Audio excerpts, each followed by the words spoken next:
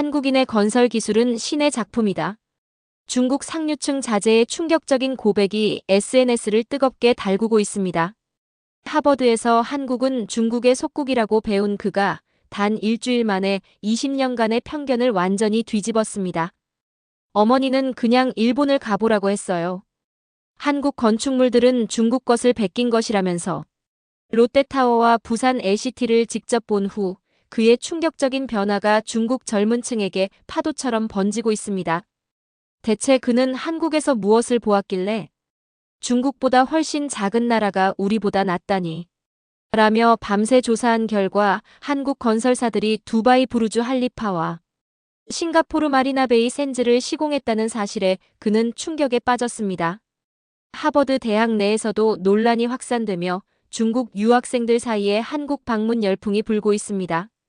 세계 경제 대국의 미래 엘리트들이 바라본 한국의 모습, 그 생생한 증언을 지금 바로 확인하세요. 안녕하세요. 저는 진원이라고 합니다. 중국 상류층 가정에서 태어나 지금까지 평생을 특권층으로 살아왔어요. 어릴 때부터 개인 비서와 운전기사, 가정부들이 항상 주변에 있었죠. 사실 그때는 제 생활이 특별하다고 생각하지 않았어요.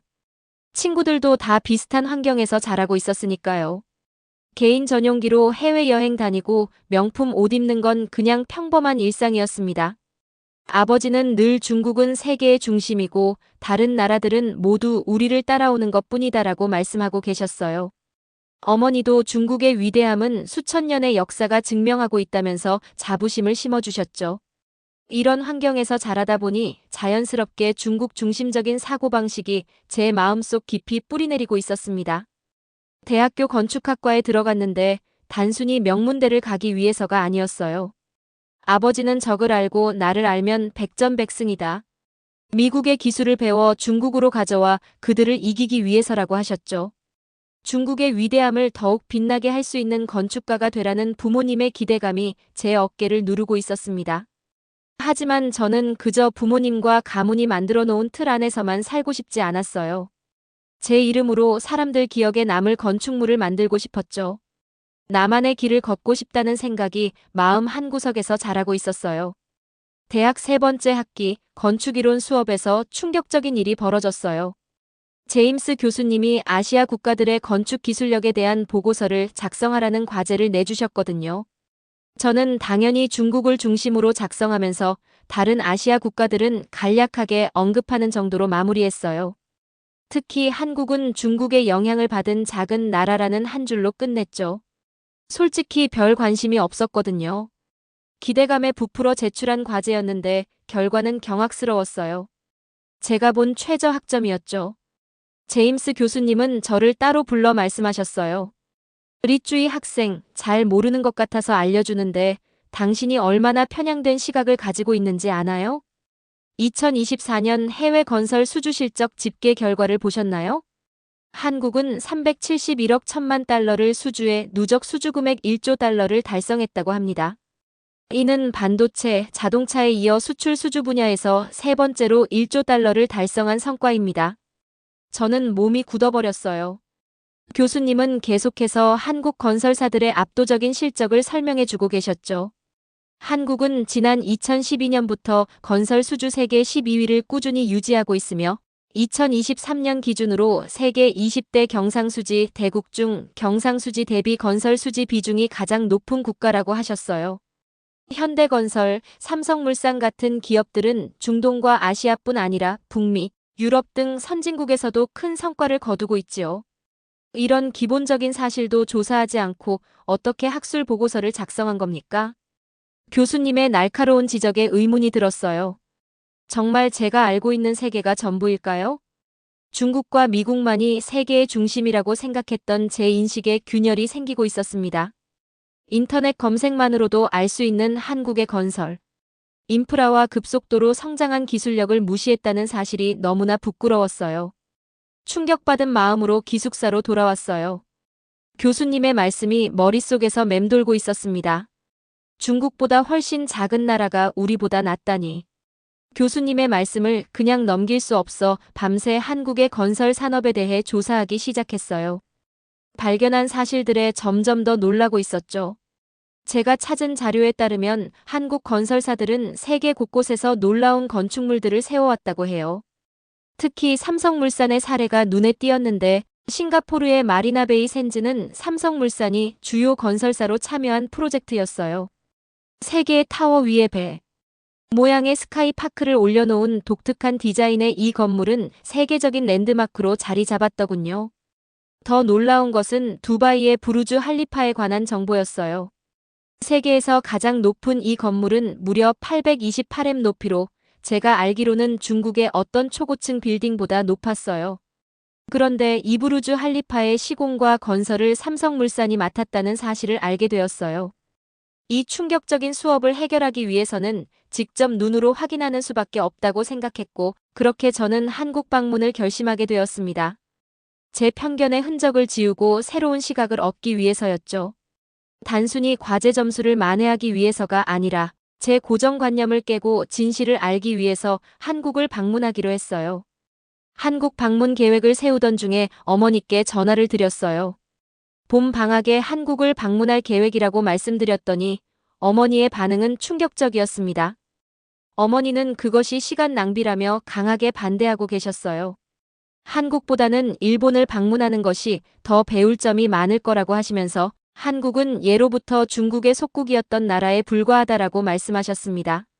심지어 한국의 건축물들은 중국 양식을 그대로 베낀 것이라는 말까지 덧붙이고 계셨죠. 저는 거짓말을 했어요. 한국이 얼마나 안 좋은지 직접 보고 돌아와서 말씀드리겠다고 했죠. 어머니는 그제야 마지못해 동의하셨습니다. 하지만 제 마음속에서는 또 다른 생각이 자라고 있었어요. 혹시 어머니의 말씀과 달리 한국이 기술적으로는 중국보다 더 발전한 나라일 수도 있겠다는 생각이 들었거든요. 어머니께 죄송한 마음이 들었지만 진실을 알고 싶은 마음이 더 컸습니다. 비행기를 타기 전 마지막으로 한국에 대한 연구를 조금 더 해봤어요. 한국의 반도체 산업이 세계 최고 수준이라는 것, 스마트폰과 전자제품 분야에서도 삼성과 LG가 앞다투어 혁신을 이끌고 있다는 사실을 알게 되었습니다. 특히 큰 관심을 끈 것은 한국 청년들의 교육 스펙이었어요. 세계에서 가장 높은 대학 진학률을 자랑하며 수학과 과학 분야에서 최상위권 성적을 거두고 있다는 사실이 놀라웠습니다. 마침내 미국을 떠나 인천국제공항에 도착했어요. 앨리스가 공항에서 저를 맞이해 주었는데 그녀는 6개월 동안 한국에 머무르면서 자연스럽게 한국 문화의 일원이 된 듯 했습니다. 첫 인상부터 충격적이었어요. 인천공항은 제가 알던 중국의 공항들보다 더 깨끗하고 효율적으로 운영되고 있었습니다. 특히 공항 철도를 타고 서울로 이동하는 과정에서 느낀 교통 시스템의 편리함은 정말 놀라웠어요. 앨리스는 서울의 매력에 대해 열정적으로 설명해주고 있었는데 그녀에 따르면 서울은 전통과 현대가 공존하는 도시라고 했어요. 고궁과 첨단 빌딩이 공존하며 대중교통 시스템은 세계 최고 수준이라고 자랑했습니다. 처음에는 그녀의 말이 과장된 것이라 생각했어요. 그러나 서울 시내로 들어서면서 점점 그녀의 말에 수긍하게 되었죠. 첫날은 강남 지역의 호텔에 짐을 풀고 간단히 주변을 둘러보았는데요. 높은 빌딩들과 세련된 쇼핑몰들, 그리고 깨끗한 거리가 인상적이었습니다. 중요한 뉴스가 있어 핸드폰을 확인해 보니 하버드 건축학과 동기들이 제 여정에 큰 관심을 보이고 있었어요. 몇몇은 제가 한국에서 무엇을 발견할지 궁금해했고 또 다른 친구들은 한국이 과연 그렇게 대단한 나라인지 의심스럽다는 메시지를 보내오고 있었죠. 정작 저는 이미 기존의 편견이 흔들리고 있었어요. 호텔 창문 너머로 보이는 서울의 야경은 상하이나 베이징과 다른 느낌이었어요. 더 조미하고 체계적인 도시 구조가 눈에 들어오고 있었습니다. 다음 날 앨리스와 함께 본격적으로 서울의 건축물들을 탐방할 계획을 세우면서 저는 이상하게도 설렘을 느끼고 있었어요. 어머니의 말씀과 달리 이곳에서 제가 몰랐던 무언가를 발견할 수 있을 것 같은 예감이 들었습니다. 앨리스에게 연락하여 내일의 일정을 확인했는데 그녀는 롯데타워를 시작으로 서울의 대표적인 건축물들을 둘러볼 계획을 세웠다고 했어요. 특히 롯데타워는 세계에서 5번째로 높은 빌딩으로 한국의 건축 기술을 대표하는 건물이라고 합니다. 다음 날 아침 앨리스와 함께 롯데타워로 향했어요. 지하철을 타고 이동하는 동안 앨리스는 롯데타워의 역사와 건축 과정에 대해 상세하게 설명해주고 있었습니다. 그녀의 지식에 놀라 어떻게 그렇게 자세히 아는지 물었더니 한국 건축에 관심이 많아서 인터넷에서 정보를 찾아봤다고 하더군요. 롯데타워에 도착하자 그 높이에 압도되었어요. 555m. 세상에 이런 건물을 직접 보게 될 줄은 몰랐습니다. 앨리스가 말하기를 이 건물은 개장 당시 세계에서 5번째로 높은 건물이었다고 했어요. 부르주 할리파 상하이 타워, 아브라즈 알바이트 타워, 핑안 국제금융센터에 이어 5번째였고 상하이 타워가 더 높다는 사실은 알고 있었지만 한국의 롯데타워가 세계 톱5 안에 든다는 사실이 굉장히 놀라웠습니다. 엘리베이터를 타고 전망대로 올라가는 동안 앨리스는 지속적으로 건물의 기술적 특징들을 설명해 주고 있었어요. 외관은 한국적 곡선미를 가진 도자기와 부처 형상을 모티브로 설계되었다고 했습니다.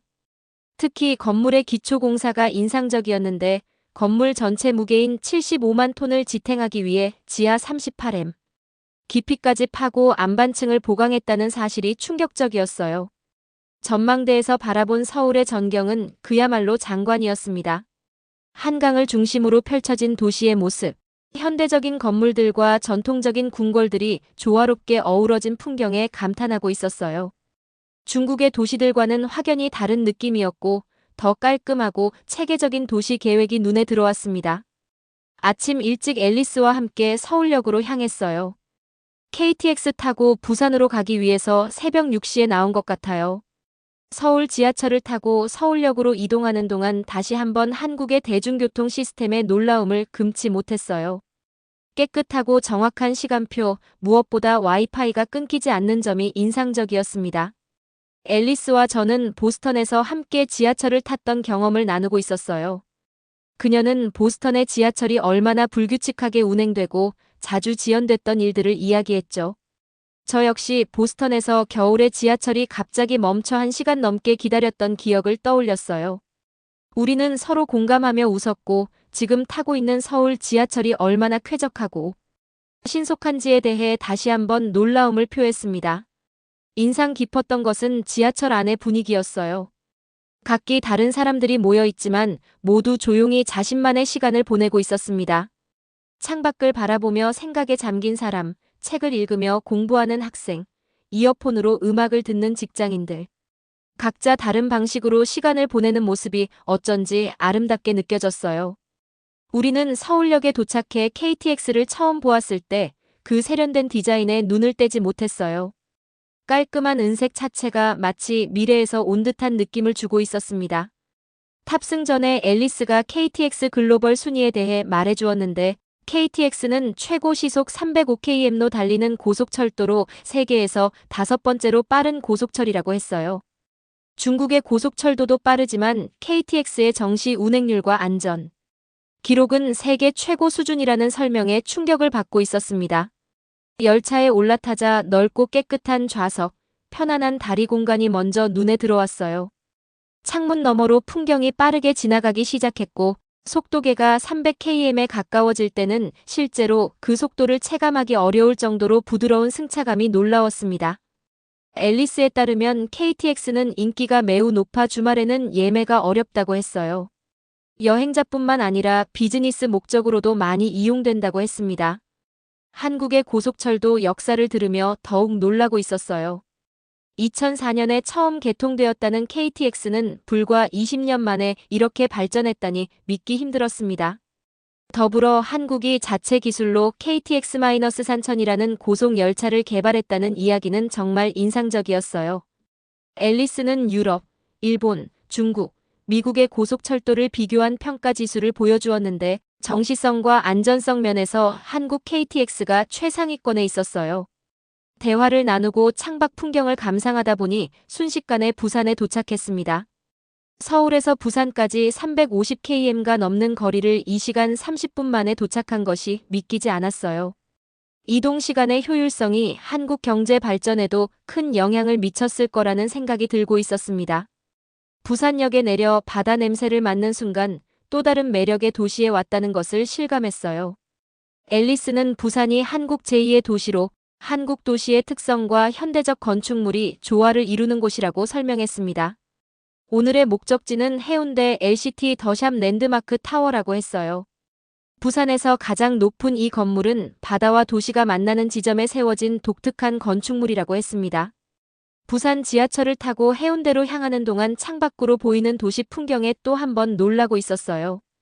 산과 바다, 그리고 현대적 건물들이 어우러진 경관은 중국의 어떤 도시와도 달랐고 정말 다른 나라를 여행하고 있다는 느낌이 강하게 들었습니다. 어머니가 말씀하신 것처럼 한국이 중국 문화의 아류였다면 왜 이렇게 다른 모습과 분위기를 가지고 있는지 의문이 들었어요. 해운대에 도착해 바다를 마주한 순간 넓게 펼쳐진 모래사장과 푸른 바다에 감탄했어요. 그 해변을 배경으로 우뚝 솟은 LCT 타워의 모습은 정말 인상적이었습니다. 이제 저는 한국이 보여줄 또 다른 건축적 경이로움을 기대하며 앨리스와 함께 발걸음을 옮기고 있었어요. 부산에 도착하자마자 느껴진 특별한 점은 사람들의 말투였어요. 다른 억양에 호기심이 생겼습니다. 부산 사투리는 음의 높낮이가 더욱 강조되어 마치 노래하듯 말하는 느낌이었어요. 앨리스는 부산 사람들의 말투가 더 정겹고 친근하게 들린다고 했습니다. 이 사투리에는 부산 사람들의 개방적이고 활기찬 성격이 담겨 있는 것 같았어요. 한국에서의 여정을 마무리하며 서울로 돌아가는 KTX 안에서 생각에 잠겼어요. 지금까지 보고 경험한 모든 것들이 제 고정관념을 완전히 바꿔놓고 있었습니다. 한국은 결코 중국의 그림자 속에 있는 나라가 아니었어요. 오히려 좁은 국토와 적은 자원이라는 한계를 뛰어넘어 첨단 기술과 혁신으로 세계를 선도하는 나라였습니다. 돌아가서 어머니께 어떻게 설명해 드려야 할지, 그리고 교수님께 제출할 보고서에 어떤 내용을 담아야 할지 고민하며 창 밖으로 빠르게 지나가는 풍경을 바라보고 있었어요. 서울로 돌아온 마지막 날 앨리스와 함께 아침 식사를 하기로 했어요. 그녀는 제가 좋아할 만한 한국식 아침 메뉴를 추천해 주었고 우리는 따뜻한 된장찌개와 여러 반찬이 나오는 한정식 아침을 즐기고 있었습니다. 식사를 하며 지난 며칠간의 여정을 되돌아보고 있었어요. 롯데타워의 웅장함, KTX의 빠른 속도, 해운대 LCT의 혁신적 건축 기술까지 모든 경험이 저에게 큰 충격과 깨달음을 주고 있었습니다. 앨리스와 작별 인사를 할 시간이 다가왔어요. 그녀는 교환 학생 생활을 계속하기 위해 서울에 남고 저는 중국을 거쳐 미국 본교로 돌아가야 했습니다. 공항으로 가는 길에 그녀에게 진심으로 감사의 마음을 전했어요. 그녀의 안내가 없었다면 이렇게 깊이 있는 한국 경험을 할 수 없었을 거라고 말이죠. 앨리스는 웃으며 제 생각이 많이 바뀌었냐고 물었고 저는 고개를 끄덕였어요. 완전히 달라졌어. 내 편견이 얼마나 깊었는지 이제야 알게 됐어. 라고 말했습니다. 인천공항에서 우리는 마지막 포옹을 나누었고 앨리스는 저에게 작은 선물을 건넸어요. 한국의 전통 책갈피였습니다. 다음에 한국에 올 때 써. 한국에 대해 더 배울 수 있도록. 이라고 말했어요. 저는 감동해서 다음번에는 더 오래 머물며 더 많은 것을 배우겠다고 약속했습니다. 그녀와 헤어지는 것이 아쉬웠지만 우리는 서로 연락하기로 약속했어요. 비행기를 타고 베이징으로 향하는 동안 앞으로의 계획을 생각하고 있었어요. 미국으로 돌아가 교수님께 제출할 보고서를 작성해야 했습니다. 이번에는 한국의 건축 기술과 도시 계획에 대한 깊은 이해를 바탕으로 진실된 내용을 담을 수 있을 것 같았어요. 더 나아가 앞으로의 학업 방향도 제고하게 되었습니다. 졸업 후에는 한국의 건축회사에서 인턴십을 해보는 것도 좋은 경험이 될 것 같다고 생각했죠. 하지만 가장 큰 과제는 부모님, 특히 어머니께 제 경험을 어떻게 설명드릴지였습니다. 어머니의 생각을 완전히 바꾸기는 어렵겠지만 적어도 한국이 우리가 생각했던 것과는 전혀 다른 나라라는 점을 이해시켜 드리고 싶었어요. 사진과 영상으로 제가 본 것들을 보여드리면 조금은 설득이 될지도 모르겠다는 생각이 들고 있었습니다. 베이징 공항에 도착해 집으로 가는 길에 베이징의 거대한 건물들을 바라보며 이제는 다른 시각으로 보게 되었어요.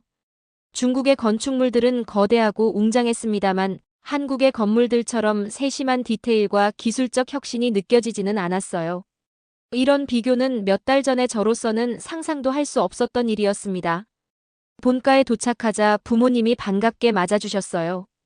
어머니는 제가 한국에 다녀왔다는 사실을 여전히 못마땅해 하고 계셨지만 저는 곧 제 경험을 나눌 기회가 있을 거라 기대하고 있었습니다. 저는 이번 여행을 통해 단순히 건축에 대한 지식뿐만 아니라 세상을 바라보는 새로운 시각을 얻었어요. 우리가 얼마나 쉽게 고정관념에 갇히게 되는지, 그리고 그것을 깨는 것이 얼마나 중요한지 깨닫고 있었습니다. 미국으로 돌아가기 전 저는 다시 한번 한국을 방문하겠다고 다짐했어요. 다음에는 더 많은 도시를 방문하고 더 깊이 한국 문화를 이해하고 싶었습니다. 그리고 언젠가는 한국과 중국의 건축적 장점을 결합한 프로젝트를 진행해 보고 싶다는 새로운 꿈도 생겼어요. 이것이 제 편견을 깨는 여정의 시작일 뿐이라고 생각하니 가슴이 설레고 있었습니다. 저는 이제 다시 하버드로 돌아가 남은 학기를 마쳐야 해요. 하지만 이번 한국 방문은 제 인생의 전환점이 되었다고 확신합니다.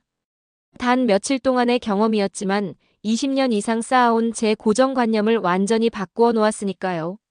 앞으로는 더 열린 마음으로 세상을 바라보며 편견 없이 다양한 문화와 기술을 배우고 싶습니다. 그리고 언젠가 제가 설계한 건물이 서울이나 부산의 스카이라인에 자리 잡는 날을 꿈꾸고 있어요. 오늘의 사연은 여기까지입니다.